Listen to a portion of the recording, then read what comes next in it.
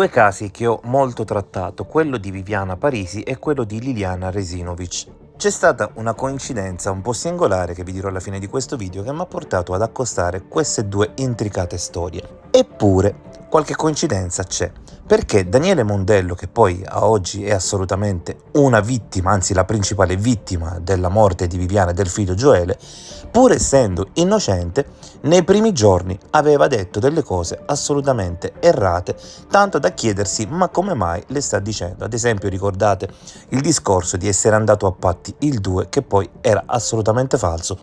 Un detective americano diceva: quando si ha la verità non si ha mai pronta una storia di riserva, perché ovviamente la verità la si sbandiera, non si ha mai paura, in questo caso di nulla. E allora perché raccontare una cosa che non è quella che corrisponde alla realtà?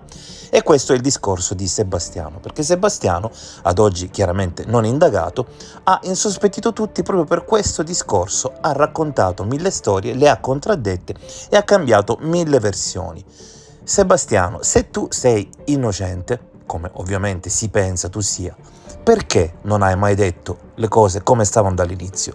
Ad oggi è chiaro che al di là delle colpe sembra tu sappia qualcosa di più e che tu nasconda qualcosa. Questo l'ha detto anche la cugina Silvia e così ci colleghiamo alla seconda parte del video, ma è una verità. Sebastiano sa sicuramente qualcosa che non dice. E visto che abbiamo appunto parlato di Silvia, vi rivelo questa singolare coincidenza, un gossip, una cosa che però dimostra quanto il mondo sia piccolo. Esiste in provincia di Palermo, nell'entroterra, un piccolo paesino di 2000 abitanti circa, di nome Vicari.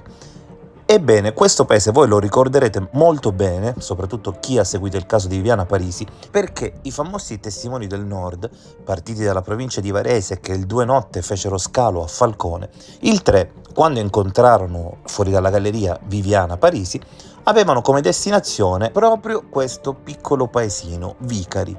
Un paesino che si trova vicino a Ciminna, quindi stavano facendo tutta quella strada per poi arrivare proprio qui.